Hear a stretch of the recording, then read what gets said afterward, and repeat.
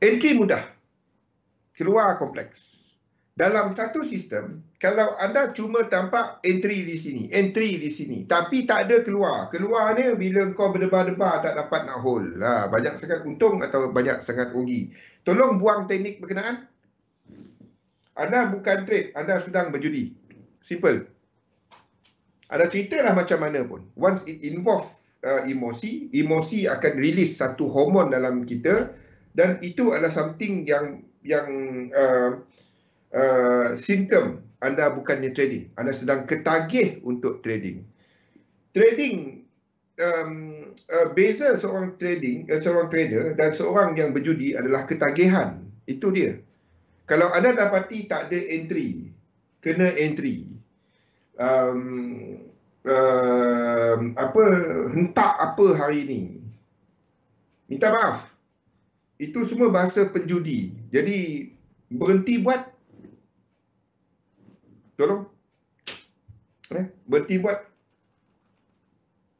Banyak sangat beza dia di antara seorang yang, sebab bila kita bercakap mengenai trader tugas utama dia adalah kepada penjagaan kos, penjagaan equity.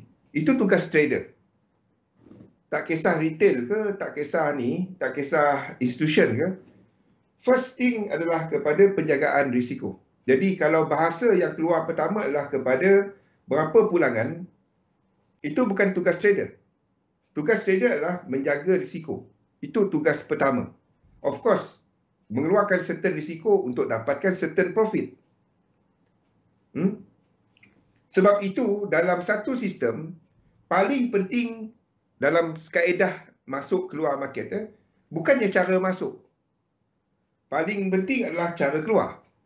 Anda buat duit, anda hilang duit daripada keluar masuk dalam pasar, daripada bila anda keluar pasaran, sama ada anda keluar dalam keadaan untung ataupun dalam keadaan rugi. Jadi bila anda dapati satu sistem tu banyaknya ceritanya semua entry saja, tapi cara keluar dia tak ada. Tolong buang now. Sekarang anda buang. Jangan pakai. Cerita macam mana pun saya akan katakan itu mengarut. Sebab cara keluar anda banyak ditentukan bila anda tak ada yang spesifik, banyak ditentukan oleh emosi. Jadi the moment keluarnya emosi, mustahil trade tak ada emosi. Mustahil. Saya beritahu betul. Mustahil. Sebab bila involve duit.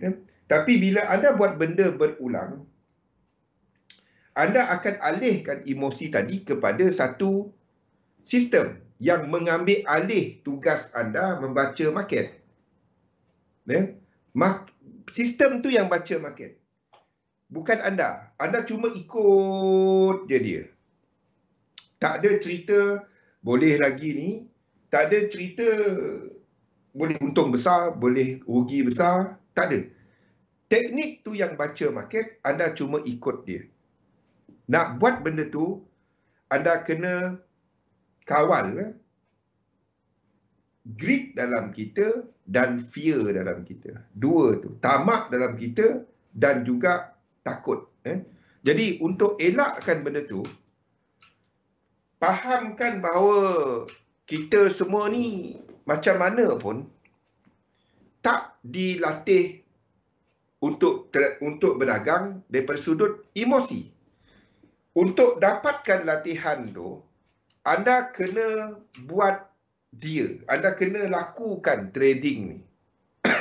Benda tu yang akan mengambil masa. Ramai yang gagal bukan disebab tak tahu entry. Dia tak tahu keluar.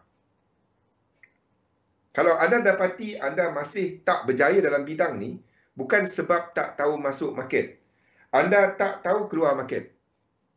Tu masalah utama dalam dagangan. Dia tak tahu keluar bila dia dalam untung, dia tak tahu keluar bila dia dalam rugi. Bukan tak tahu masuk. Masuk, semua orang boleh masuk. Sebab itu, keluar dalam strategi exiting the market adalah something yang amat kompleks dalam sistem anda. Bukan entry. Entry jadikan dia mudah. sistem saya untuk entry adalah kepada dua fraktal punya trend. Itu saja. Satu trend, satu motif turun, diikuti oleh satu lagi motif turun, diikuti oleh satu motif. Selagi dia tak sampai 100%, kita ada low, high, dan dalam structure, dalam fraktal yang lebih kecil, high, low, high, dan dalam satu lagi fraktal, low, high, dan kita ada trend.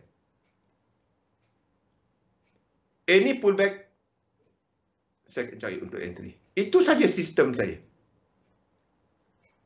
Arah dah dapat, kaedah entry 3711. Itu saja sistem saya yang kita bincangkan berminggu-minggu ni. Tapi bukan hanya kepada kepada entry. Kepada sistem kita untuk nak keluar. Nak keluar market ada banyak cara dia. Okey? Dan apa yang saya guna pakai dikenali sebagai Fibonacci dan structure punya kaedah keluar. Di mana apa yang saya buat adalah bila kita nampak satu trend,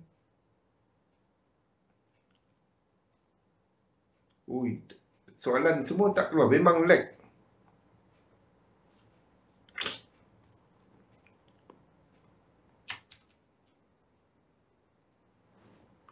Okey, tak ada soalan Okey, bila kaedah keluar yang saya guna pakai, saya melihat kepada asas structure.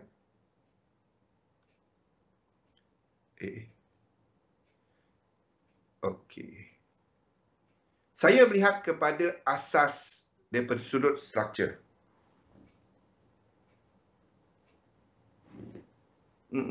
Dia mentaliti tu kena tukar, Man. So, semua kita start sama. Semua nak buat duit. Mana? Faham. Saya faham. Ramai sebab trading, especially forex, currency, sebab dia murah. Anda boleh letak $10, $15, duit lebih-lebih kan. Letak kan. Dan kita cuba buat duit. Betul. Saya tak salahkan. Semua kita start yang sama. Melihat ini sebagai lubuk duit kononnya kan. Mana lubuknya? Tempat makan duit adalah. Kan? Duk hilang. Sekali-sekala adalah besar kan. Tak jadi kan. Lepas tu withdraw. Tapi kalau anda ambil dan rekodkan secara jangka panjangnya, soalan saya, untung ke? Faham tak? Untung ke? Sebab itu dia tak dapat dibuat macam tu. Anda boleh bergantung. So, basically itu nasib. Anda tak dapat bergantung kepada nasib. Kan? Contoh kan? Nasib baik dia seri malam tadi. Nasib baik kan? Kalau tak kan? Satu hari ni aku faham. Nasib baik dia seri. Faham? Tak faham tak apalah. Saya tunggu kalau tak. Saya tunggu pagi tadi tengok. Saya tak tengok kalau tim pertengahan. Tapi itulah. Tak faham tak apa. Sempat. Okey, apa kita nak cerita tadi? Okey, kaedah keluar. Jadi saya cuma trade kepada dua structure. Yang pertama adalah zigzag. Okey, zigzag.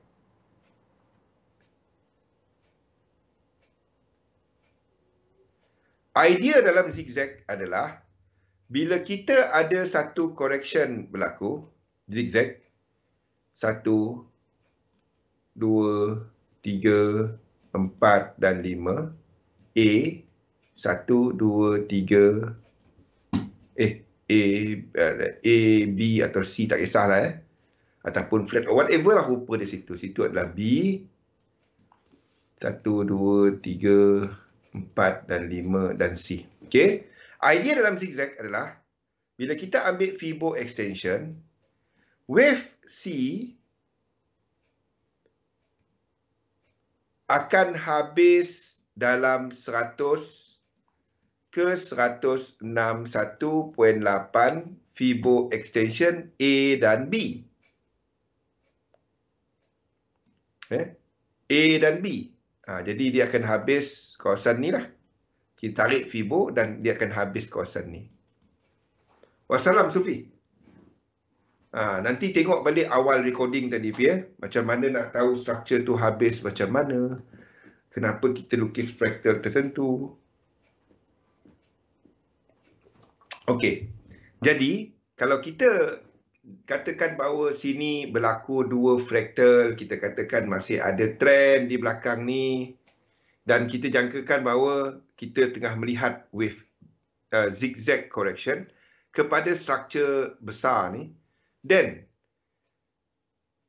kita entry dia adalah 1, 2, 3, 100%. Itu tempat entry. Saya gunakan limit order. Saya tak peduli apa ya. Saya letak limit order. Stop loss 1618, 10 pip ataupun some amount of jauh dia daripada 1618. Sebab kalau dia break 1618, kita memang salah. Itu je. Dalam trading, tak ada benda memang kena betul sentiasa. Kalau nak betul sentiasa, jangan trade. Tak ada.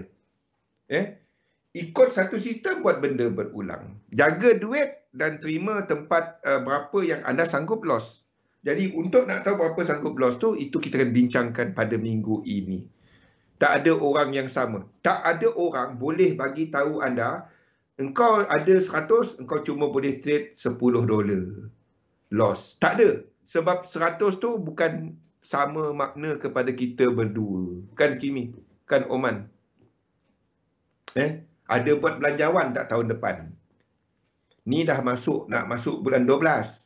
Apa plan kewangan anda tahun depan? Apa objektif portfolio anda tahun depan? Apa anda nak jadi apa tahun depan? Dah setting benda-benda macam tu. Ni sepatutnya masa ni tengah fikir. Rotek kereta dah bayar tak? Moratorium juga kan? Okey. Ini satu struktur yang saya trade kan, di mana stop loss bawah 1618 dan TP bagus. Dan TP adalah daripada permulaan struktur yang kita kita betulkan. Struktur ni betulkan struktur apa? Dan ambil Fibo dia. TP adalah 100% 3 wave ini. TP 100%.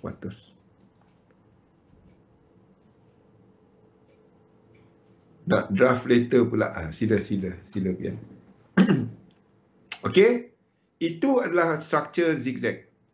Ada soalan tak? Ini simple kan? Yang penting adalah kepada anda kena ada SLTP lah kan? Macam mana anda nak tahu? Saya masih pelik bila orang kata tak perlu. Letak je 0.1 lot sini kan. Ataupun 1 lot kat sini. Masuk je kan. Ni boleh tahan berapa? Boleh ke tahan? Macam mana anda kira dia? Bagaimana anda tahu dia nak masuk 1 lot kat situ? Simple. Saya kategorikan trader macam tu malas. Dia tak tahu kira lot size.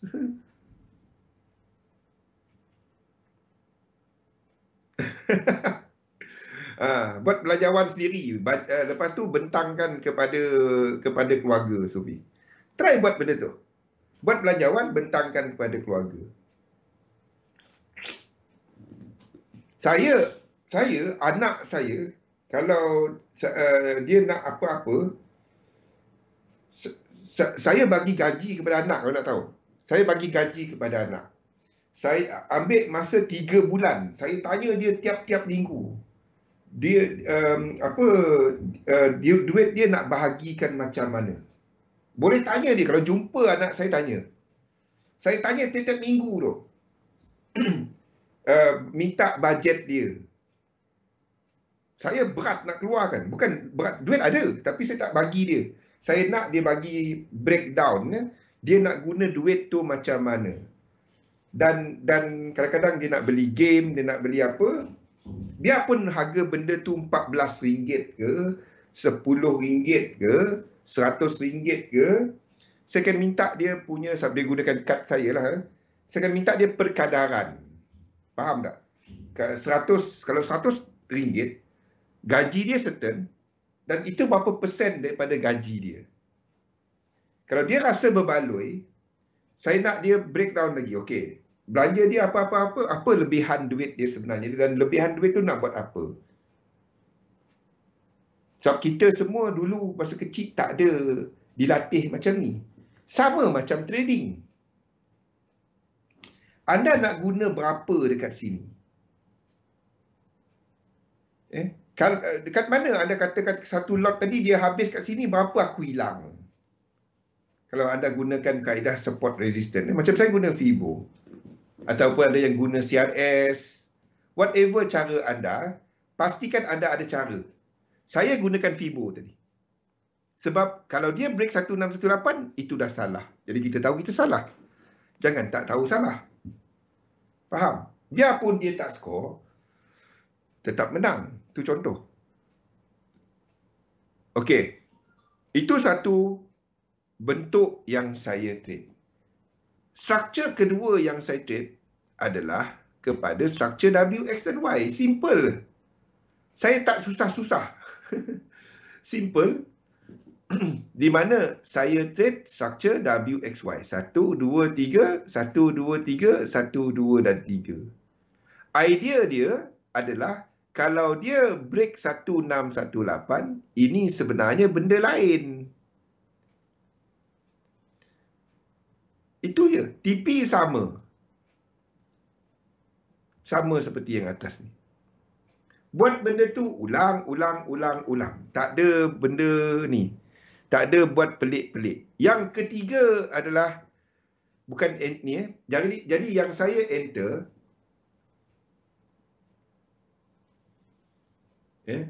yang saya enter, pertama tengok sistem 3711 daripada sudut plan. Saya rasa semua pun tahu kan. Okey. 3711 setup. Okey. Itu semua saya dah letakkan dalam gambar lagi tau. Yang pertama, terdapat 2 fractals, 2 pecahan trend ataupun 2 time frame. 2 time frame yang simple bahasa dia lah. 2 time frame yang ada low high, low higher low, higher high. 2 time frame. 2 fractal dalam incomplete sequence. Okey. Bila tu dah ada, saya akan tunggu kepada correction. Correction yang kita trade 2 je. Yang pertama adalah zigzag. Yang kedua adalah W, X dan Y. Okey. Itu adalah kita letakkan limit order. Nombor 3, SL a bit away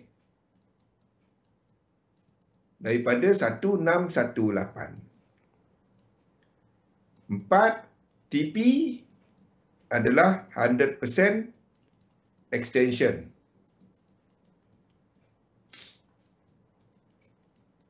Daripada struktur yang dibetulkan. Nombor 5 adalah kepada managing trade. 50% third leg correction. Maksudnya, sekiranya price buat macam ni, ini third leg dia. Ini 1, 2, 3.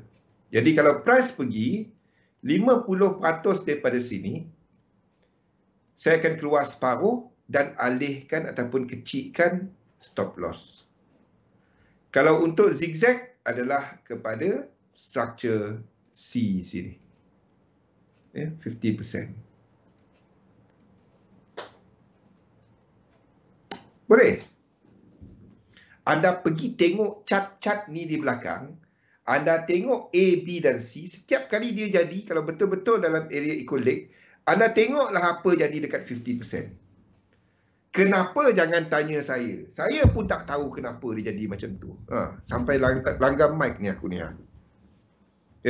Kenapa saya tak tahu? Tapi dia memang macam tu.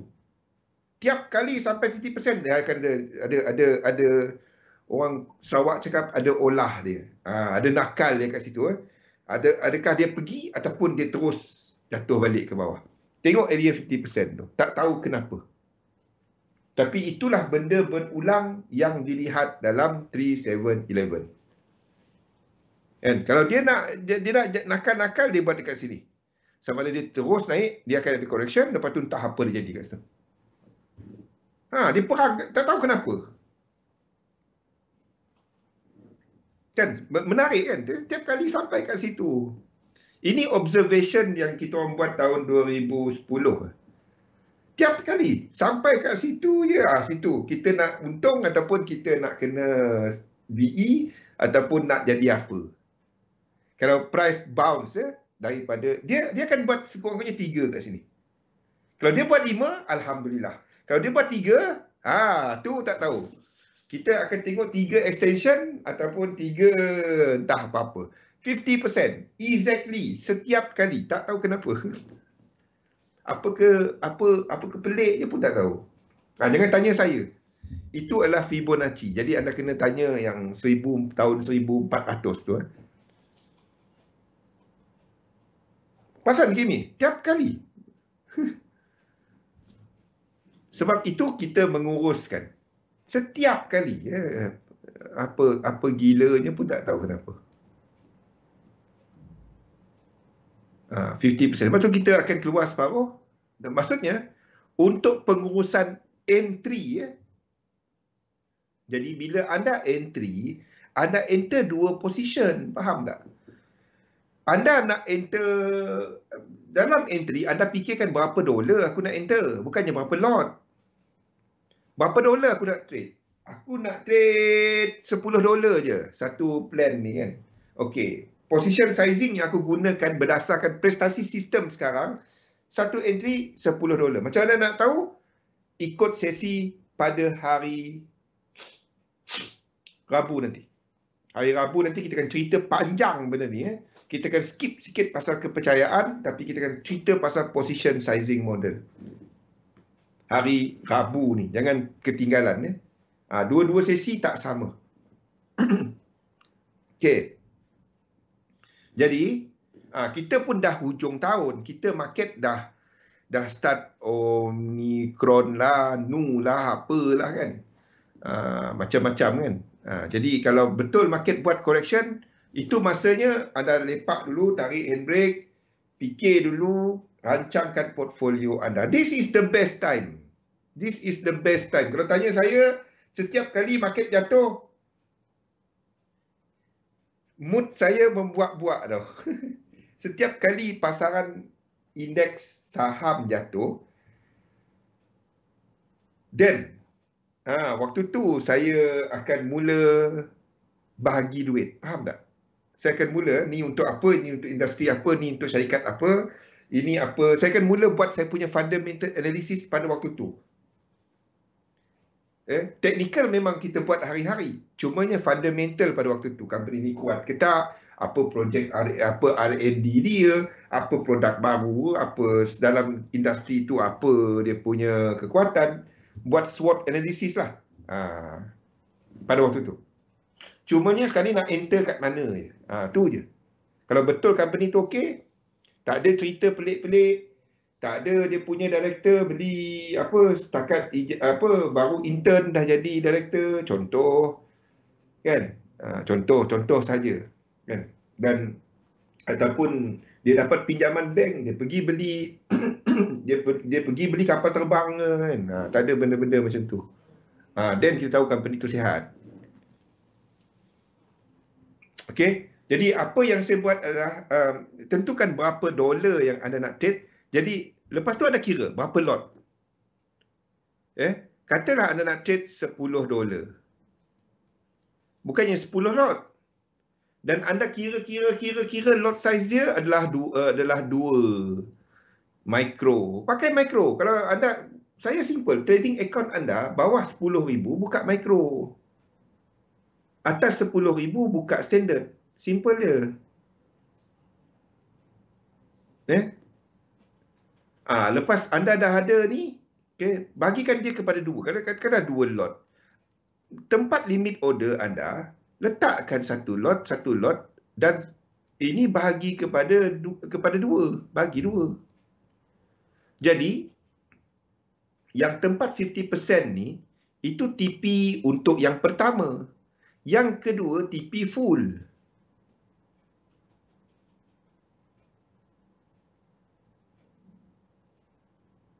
Ujung tahun, payah juga nak kata benda tu, Sufi. Ujung tahun lepas, yen lemah. Macam mana tu? Payah. Tapi lebih kepada shorter term lah. Shorter term move lah. Tapi yang pentingnya momentum tu kurang. Ataupun masalahnya bila liquidity kurang, dia boleh sama ada momentum kurang ataupun momentum tak apa-apa. Ingat tak cerita pasal jual kereta kan? Anda nak jual 20,000. Jadi anda nak sell, anda tunggu buyer pada 20,000. Buyer kalau liquidity tak ada, anda tak ada buyer, anda kena turunkan 10,000, gap 10,000 tu. Itu liquidity punya problem. Okey. Jadi ini pecahkan kepada satu lot. Bila anda dah pecahkan, ini TP yang 50% tadi. Yang ini TP dia adalah kepada yang 100%.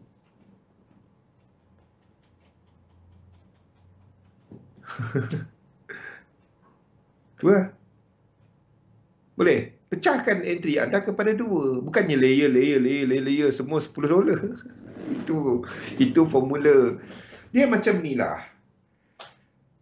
Kalau tanya saya, berapa banyak position anda nak pegang kepada satu entry, kepada setiap masa, dia tak ada satu formula yang betul lah. Dia kepada seorang trader tu, how good you are at multitasking. Ada trader yang bagus multitask, dia boleh pegang banyak position. Tapi kalau anda baru bermula dalam bidang ni, ataupun masih lagi mencari rentak anda, pada setiap masa jangan pegang lebih daripada 5. Jangan pegang lebih daripada 5. Termasuk 2 position tu. Ataupun 5 trade plan lah. Jangan pegang lebih daripada 5. Payah. Especially laki. Faham tak? Especially laki. Nak tak nak, kita ada beza kita dalam jantina, laki dan perempuan, dan the way our brain. Tapi ini adalah majority. I'm not generalizing. Secara majority lah. Antara laki dengan perempuan, laki susah sikit nak multitask. Maksudnya buat banyak benda pada satu masa. Wanita senang sikit. Dia boleh bekerja, dia boleh tengok TV, dia boleh cakap dengan kawan dia, dan dia boleh buat macam-macam pada satu masa, dan dia boleh buat benda tu dengan efisien. Kebanyakan, bukan semua, kebanyakan lelaki tak payah cerita banyak lah. Ni saya nak tanya pendapat anda. Betul ke tak? Okey? Betul ke tak? Kebanyakan lelaki tak payah cerita pasal sambil kerja apa. Anda try tengok TV. Dan pada waktu tu kita tengok movie lah, tengok bola.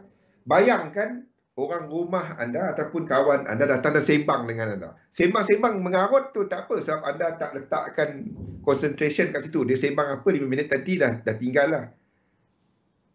Contoh saya sendiri. Tengah best layan Liverpool kan.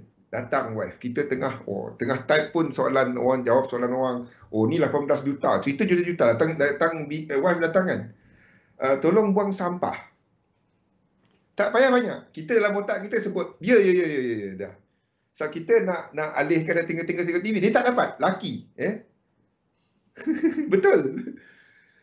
Lepas bola, lepas apa, mana sampah dah baring ni. Sampah dah buang. Allah. Faham? Tu dia suka datang. Dia sayang saya kot. Datang 2-3 jam sekali. Sampah dah buang. Sampah jangan lupa buang. Cerita sembang dahsyat-dahsyat makin. Sekali kena buang sampah dah. Sama je. Itu lelaki. Itulah banyak yang bilang wanita lebih cocok di bidang ini. Tak juga. Tak juga kata perempuan lebih bagus. Cumanya anda tahu keupayaan anda. Dia tak ada lelaki perempuan lebih bagus jadi trader daripada lelaki. Saya tak setuju dengan tu. Tapi kalau anda tahu kemampuan anda, anything is possible. Anda tahu where is your limit, anda tahu apa yang kena kepada anda. Dah tak ingat dah mana? Faham? Yang penting dalam bidang ni adalah you know where you are. Dan anda ikut je sistem anda, itu je. Jangan pandai trade, anda cuma ikut saja. Jangan curi-curi trade. Cari rezeki ni jangan mencuri, itu je. Boleh? Okey, sistem yang saya kaedah masuk simple. Tapi nampak tak? Kaedah exit saya tekankan kepada ini. Saya banyak tekankan kepada ini. Besok kita akan start bercerita pasal pembinaan minda seorang pedagang. Jadi pusingan yang ke depan ni kita akan lebih masuk mendalam. Jadi daripada minggu lepas sampai hari ini kita agak ringan sikit. Besok kita akan start masuk dalam. Termasuklah market dynamic. Dan saya akan mula conteng-conteng yang nota untuk tahun depan. Ni siapa tadi? Sufi. Kalau dah tahu ini semua nota tahun depan yang ni. Buyers market, sellers market. Itu untuk tahun depan. Banyak benda yang kita akan buat. Saya lain semua okey. Kalau bab grafik saya memang lambat sikit. Saya kalau macam buat video YouTube nak rekod sekejap je. Nak buat grafik dia Allahuhai. Bab tu yang saya surrender sikit. Bab grafik ni. Lukis macam ni cepat, tapi kalau nak buat grafik dia, nak ikut skrip, saya kalau nak ikut skrip saya payah. Benda-benda tu yang saya punya kelemahan. Jadi tahu apa kelemahan anda, tahu apa kekuatan anda. Tujuan saya bagi tahu benda tu adalah anda faham banyak mana, dan sebab itu dalam trading orang selalu sebut ikut plan. Jadi plan tu bukan hanya nak masuk market. Plan tu semua adalah kepada anda kenal, anda tahu kemampuan anda tahu kelemahan anda, dan apa yang anda cuba perbaiki kelemahan, apa yang anda cuba ulangi adalah kekuatan. Jadi benda-benda ni lah. Lambat. Depan tadi Sufi. Depan tadi. Mengenai macam mana kita tahu fractal tu dah habis, tapi kita dah masih continue, tapi dalam fractal yang besar, ataupun kita pecahkan dia sebagai extension. Boleh tanya Kimi juga. Okey, itu sahaja daripada saya. Betul Sumbi. Semua kita buat benda yang sama. Labur dalam satu sistem, dagangkan sistem anda. InsyaAllah kita jumpa lagi pada jam 7 nanti untuk analisa pasaran. Kita tengok ada apa-apa tak besar dalam market. Saya rasa mulai daripada minggu ni dan update besok, saya akan cuma update H4 dekat grup. Dalam live ni, kalau anda nak tengok H1, anda tengok live. Saya rasa itu adil kepada semua dan kepada mereka yang ambil effort. Itu lebih adil kepada semua. Jadi kita akan bincangkan banyak yang shorter term dalam live dan juga dalam analisa pasaran, sebab ramai yang intraday kan. Jadi kalau anda cuma ikut kat chart yang saya letak dekat grup, itu adalah chart yang diupdate sekali sehari. Jadi kalau anda nak gunakan chart saya untuk trade, anda kena ikut sesi live. Itu lebih adil. Password tak dapat. Okey, insyaAllah jumpa lagi pada malam nanti. Terima kasih semua. Assalamualaikum warahmatullahi wabarakatuh.